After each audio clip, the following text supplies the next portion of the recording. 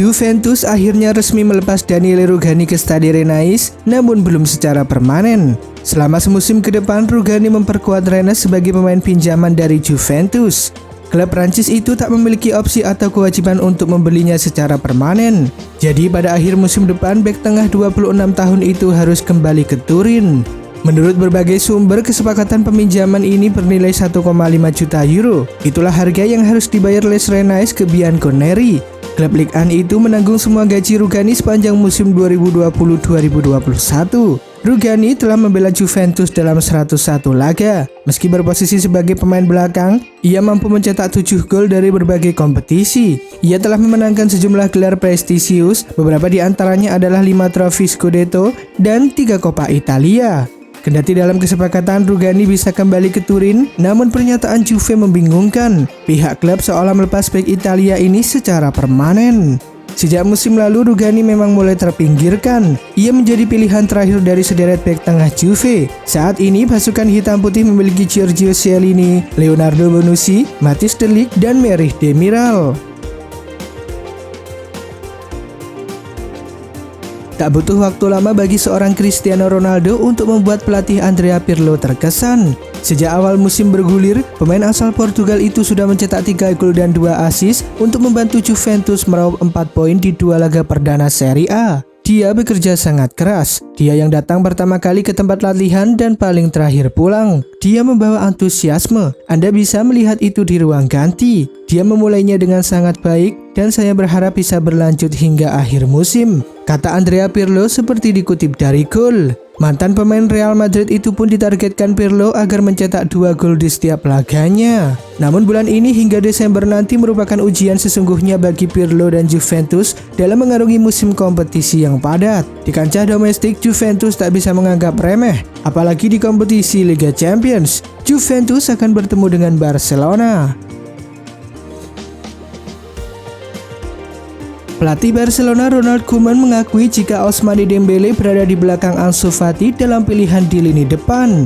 Terbukti pada 2 laga pertama Koeman sebagai pelatih Barcelona, Ansu Fati menjadi pilihan utama. Dembele juga kalah bersaing dengan Trincao Petri untuk menjadi pemain pengganti. Dikutip dari Mirror, Barcelona kini tengah menegosiasikan transfer Ousmane Dembele ke Manchester United. Klub asal Katalan tersebut bahkan siap memberi diskon untuk United jika ingin membeli Dembele. Mantan pemain Rennes itu akan dilepas jika United membuat tawaran 66 juta euro. Akan tetapi sejauh ini United hanya membuat tawaran peminjaman untuk saga transfer Dembele. Sementara itu Barcelona sangat butuh uang dari penjualan sang pemain. Pasalnya Barcelona kini tengah berupaya untuk mewujudkan transfer Eric Garcia dari Manchester City dan Memphis Depay dari Olympique Lyon.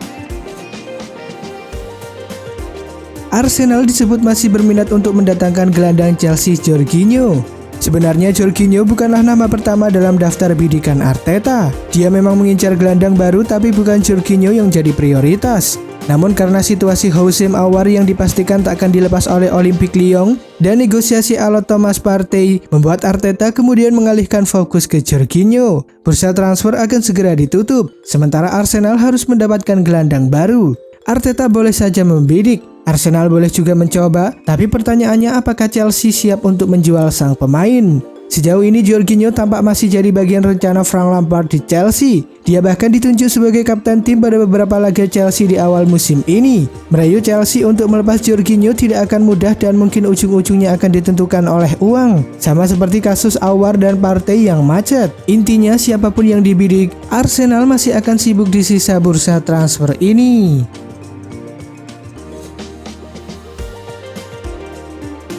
AC Milan akhirnya meresmikan transfer Diogo Dalot dari Manchester United. Bek kanan asal Portugal ini didatangkan dengan skema pinjaman.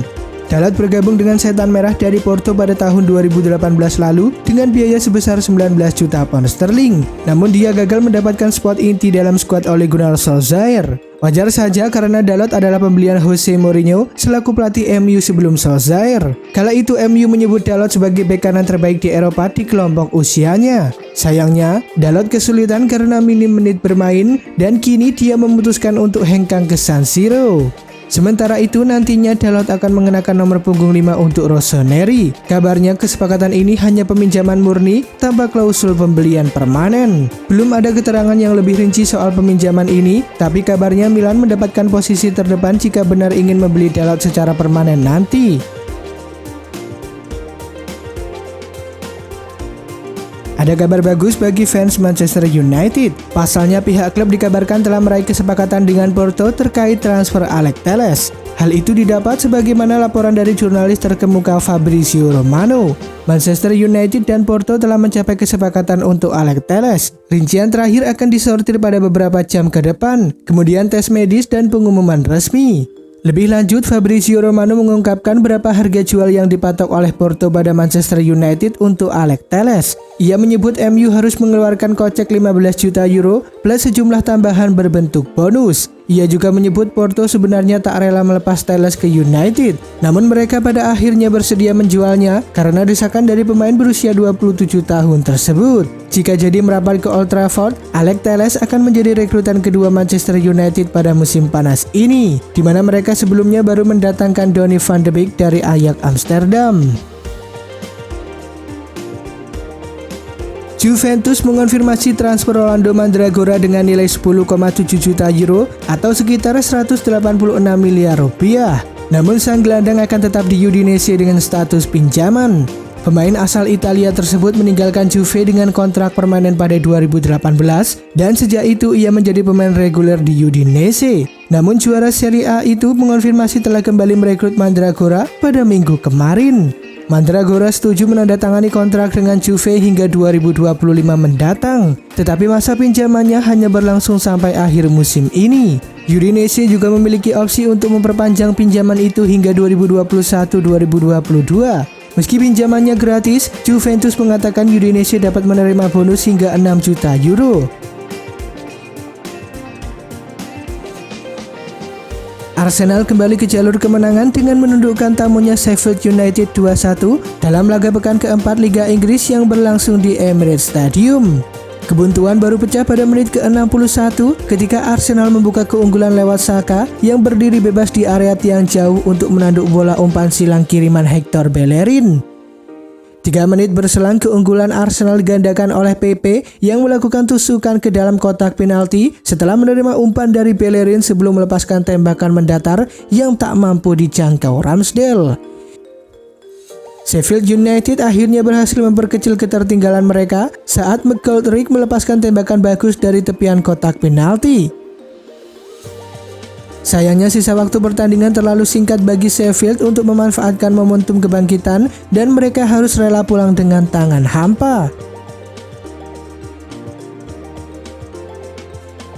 Tottenham Hotspur menang telak dalam lawatan ke markas Manchester United. Tottenham menang 6-1 atas MU yang harus mengakhiri laga dengan 10 orang.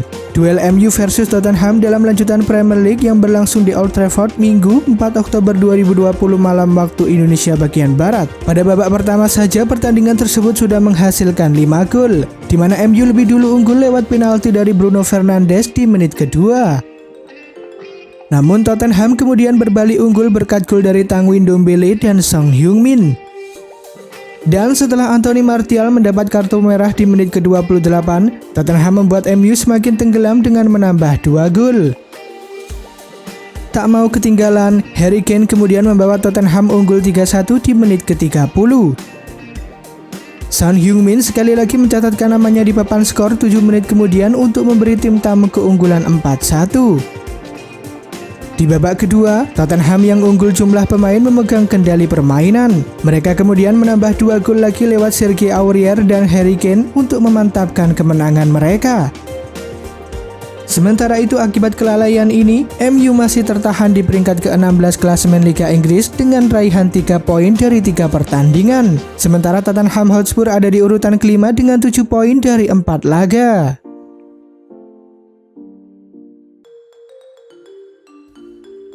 Liverpool mengalami nasib sial yang sama dengan Manchester United. Mereka merasakan kekalahan pertama mereka di Liga Inggris musim ini di kandang Aston Villa. Juara bertahan Premier League itu terbantai dengan skor telak 2-7. Pertandingan antara Aston Villa versus Liverpool berlangsung di Villa Park pada Senin 5 Oktober 2020 dini hari waktu Indonesia bagian Barat. Aston Villa di laga ini langsung unggul 4-1 di babak pertama. Ollie Watkins berhasil mencetak hat-trick di laga ini. Dan 1 gol The Villains lainnya dicetak oleh John McGinn. Sementara Liverpool sempat membalas via gol Mohamed Salah. Statistik di babak pertama menunjukkan kedua tim bermain cukup berimbang. Liverpool melepaskan 9 tembakan yang 6 diantaranya tepat sasaran. Sementara Villa lebih efektif dengan 8 tembakan, 6 on target dan mencetak 4 gol. Pada babak kedua, Aston Villa berhasil menambah 3 gol lewat Ross Barkley dan brace dari Jack Grealish. Sementara Liverpool mencetak 1 gol tambahan dari kaki Mohamed Salah lagi. Laga pun tuntas dengan skor akhir 7-2 untuk kemenangan The Villains. Dengan hasil ini, Villa berada di posisi kedua dengan 9 poin dari 3 laga yang telah dimainkan. Sementara itu, Liverpool melorot di urutan kelima dengan 9 poin dari 4 pertandingan.